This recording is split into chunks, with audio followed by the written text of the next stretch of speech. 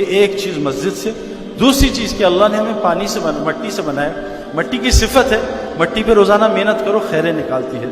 اسی سے زعفران نکلتا ہے, اسی سے گولڈ, اسی سے پلیٹینم, اسی سے ڈائمنڈ, اسی سے گولڈ, پھل سبزی سب کچھ مٹی سے. اگر ہم اپنے اوپر محنت کریں گے انسان بننے کی تو بہتر انسان بنتے جائیں گے اور اتنا اوپر نکل جائیں گے کہ فرشتے بھی ہمیں سجدہ کریں گے. خدا نہ خواستہ ہم نے انسان بننے کی محنت چھوڑی تو انسان اتنا نیچے گرتا ہے. پہلے عام جانور بنتا ہے, بکری بھینس, اپنا کھاؤ بس یار, دوسروں کو بھاڑ میں ڈالو. پھر انسان اور نیچے گرتا ہے. کیسے ہوتا ہے وہ؟ پھر شیر اور چیتا بھیڑیا بن جاتا ہے, دوسروں کو لوٹ کے کھاتا ہے. انسان اور نیچے گر جاتا ہے, وہ کیا بنتا ہے؟ سانپ بچھو بن جاتا ہے, لوگوں کو ڈستا ہے, اپنا کوئی فائدہ نہیں ہوتا. اللہ فرما رہے ہیں انسان ان سے اوپر نکل جاتا ہے. کیا فرمایا؟ کل انعام بل ہم اضل, کہ انسان جانور بن جاتا, نہیں اس سے بھی بدتر. تو میرے پیارو, اگر ہم نے اپنے اوپر انسان بننے کی محنت نہ کی تو ہم ایسے جانور بن جائیں گے, اس سے بدترین جانور کوئی نہیں ہوگا. اللہ نے انسان کو ایسے مادے سے بنایا, یا اعلیٰ سے اعلیٰ فرشتوں سے اوپر, یا بدتر سے بدتر بدترین جانور سے بدتر. تو اپنے اوپر انسان بننے کی محنت کرنی ہے. وہ حضرت محمد صلی اللہ علیہ وسلم نے وہ محنت شروع کی. اللہ نے شراب کا حکم 14 سال بعد نازل کیا, اور زنا کا حکم 14 سال بعد حرام ہوا, اور فرض حج جو ہے 22 سال بعد حج فرض ہوا, اور سود 22 سال بعد حرام ہوا. اللہ نے تدریجاً حکم اتارے. آپ نے اپنے نبی سے کہا پہلے ان کو انسان بنائیے, جب تک یہ انسان نہیں بنیں گے 1 لاکھ تقریریں سنتے رہیں, جو مرضی کرتے رہیں, ان کو کوئی اثر نہیں ہوگا. اس لیے میرے پیارو, انسان بننے کے لیے کیا ضروری ہے؟ مسجد کو وقت دیں. اور حضرت محمد صلی اللہ علیہ وسلم کی جو زندگی سے 4 مسجد کے اعمال ملتے ہیں.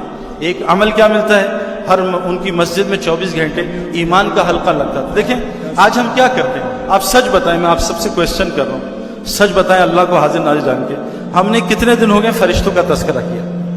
سارا دن پولیس فوج پولیس فوج پولیس فوج. میرے پیارو, ایمان تو ہم فرشتوں پہ لائے, باتیں ہم پولیس فوج کی کرتے. ہم اللہ پہ ایمان لائے, سارا دن مخلوق کی باتیں. ہم رسولوں پہ ایمان لائے, سارے دن شخصیتوں کی باتیں. ہم فرشتوں پہ ایمان لائے, سارا دن پولیس فوج کی باتیں. ہم آخرت کے دن 50,000 سال کا ایک دن اس پہ ایمان لائے, سارا دن کل پرسوں اگلے سال 10 سال کی باتیں. ہم قبر کی زندگی پہ قبرستان پہ ایمان لائے, سارا دن پاکستان ہندوستان میں لگے. تو ہمارا ایمان کیسے بنے؟ ایمان جن چیزوں پہ لائیں اس کا ڈسکشن ہندوستان. ہمارے ایک بزرگ کہتے ہیں جتنا ہندوستان پاکستان کے لیے ہم لڑے مرے ہیں نا, اتنا قبرستان کے لیے زور لگاتے ہیں, اللہ پاکستان کو جنت بنا دیتا ہے. میرے پیارو, پاکستان تو ٹیمپرری مکان ہے, اس کی کیا حیثیت ہے؟ اللہ کے نزدیک کچھ بھی نہیں, مچھر کا پر بھی نہیں. اللہ نے کہا تم آخرت کی محنت کرو, دنیا تمہاری سوار دوں گا. تم مخلوق پہ رحم کرو, خالق تم پہ رحم کرے گا. ایک گزارش, یہ ایمانی حلقہ کون لگاتا تھا؟ حضرت عمر جیسا انسان رضی اللہ عنہ, جس کے بارے میں اللہ کے نبی نے کہا میرے بعد کوئی نبی ہوتا تو عمر ہوتا. یہ ایمانی حلقوں میں بیٹھتے تھے. ہمیں ضرورت نہیں جی میں ایمان والا ہوں, کسی اور کے پاس جائیں. یہ تو کتنا بڑا دھوکہ ایمان کو. ایمان والے کو تو اپنے اسلام پہ کبھی تسلی نہیں ہوتی. دوسرا حلقہ جو ہے حضور کی مسجد میں لگتا تھا سیکھنے سکھانے کا. دین کیوں سیکھیں میرے پیارو؟ اتنی خوبصورت زندگی ہے, اتنی آسان زندگی ہے. جیسے ہم سب چیزیں سیکھتے ہیں, دین بھی سیکھیں. ہمارے لاہور میں ایک دوست ہیں, وہ 777 اڑاتے ہیں, سائیکل چلانی نہیں آتی کیونکہ انہوں نے سیکھی نہیں, پیڈل مارتے گر جاتے ہیں, 777 اڑاتے ہیں. ڈاکٹر صاحب ہیں, سینہ کھولتے ہیں سی دیتے ہیں, سائیکل کا پنکچر نہیں لگا سکتے, قمیص کا بٹن نہیں لگا سکتے, سیکھا نہیں ہے. میرے پیاروں, ہم نے اسلام سیکھنا ہے روزانہ. تھوڑا ٹائم نکالیں دین سیکھنے کو. جہالت اللہ کے یہاں عذر نہیں ہے. روزے میں غلطی سے بھولے سے کھا لیا وہ معاف ہے, لیکن روزے کا علم نہ ہوا اس پہ پکڑ ہوگی. تو میرے پیاروں, ہم روزانہ تھوڑا دین سیکھیں سکھائیں.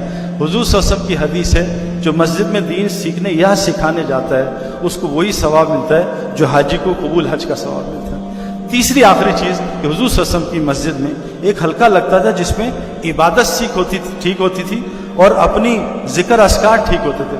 ایک آخری بات میں آپ کو کہہ رہا ہوں, میں اپنی نماز میری بہت خراب ہے, اس پہ محنت کر رہا ہوں. اس وقت امت کو میں, ہمارے ڈاکٹر امجد صاحب ہیں, اللہ تعالیٰ ان کو حیاتی دے, ان کی عمر میں برکت دے, انہوں نے ہم سے نماز کا مذاکرہ کیا.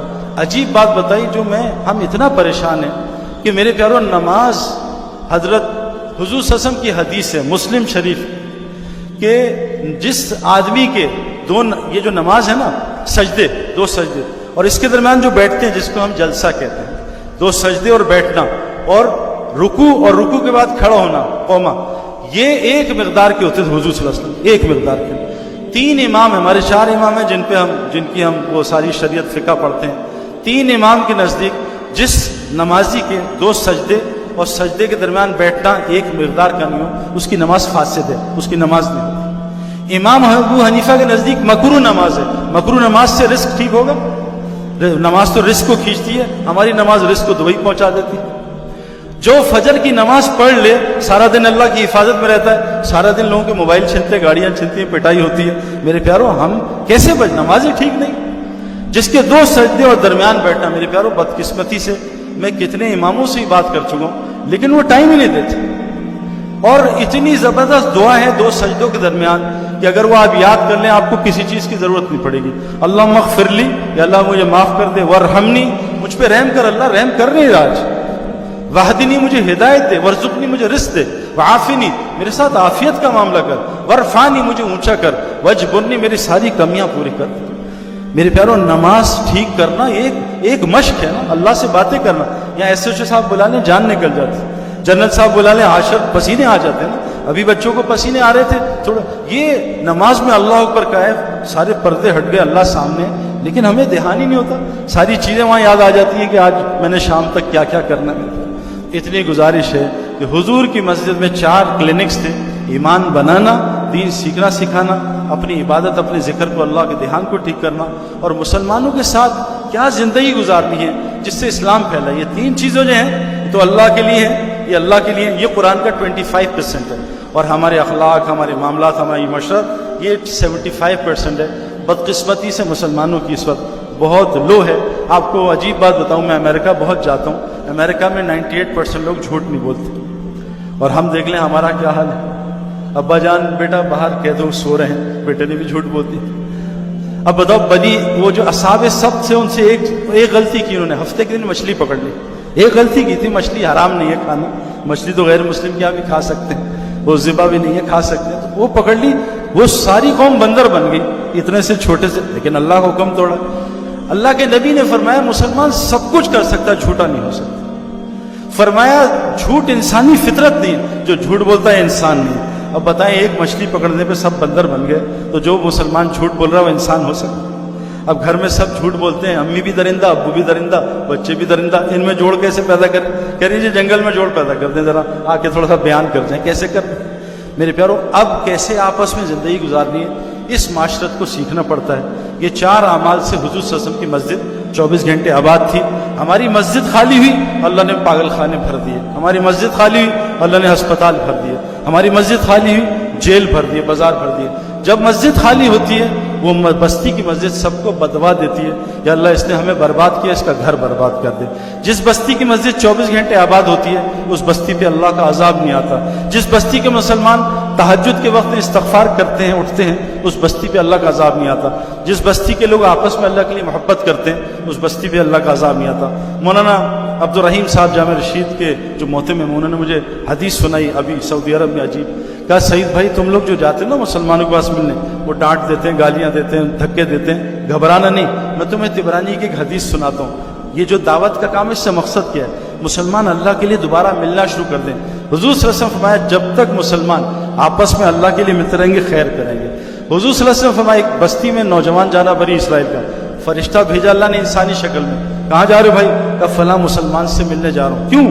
دنیا کا نہیں، میں اس سے اللہ کے لیے محبت کرتا ہوں۔ کہا میں فرشتہ ہوں، اللہ بھی تجھ سے اسی طرح محبت کرتا ہے جیسے تو اس سے محبت کرتا ہے۔ حضور صلی اللہ علیہ وسلم فرمایا میں کسی مسلمان سے، حضور کہہ رہے ہیں مسجد نبوی کی ایک نماز ایک حدیث میں 1000، ایک حدیث میں 50,000 گنا ثواب ہے۔ حضور صلی اللہ علیہ وسلم فرمایا، طبرانی کی روایت ہے، میں کسی مسلمان سے کسی حاجت نہیں اللہ کے لیے ملنے جاؤں، مجھے مسجد نبوی کے 1 مہینے کے اعتکاف سے زیادہ پسند ہے۔ میرے پیارو اس اجر کو ہم سوچ سکتے ہیں، اللہ کے لیے ملنا؟ تو میرے پیارو یہ دعوت تبلیغ کے نام سے کیا محنت ہو رہی ہے؟ مسلمان اللہ کے لیے دوبارہ ملنا شروع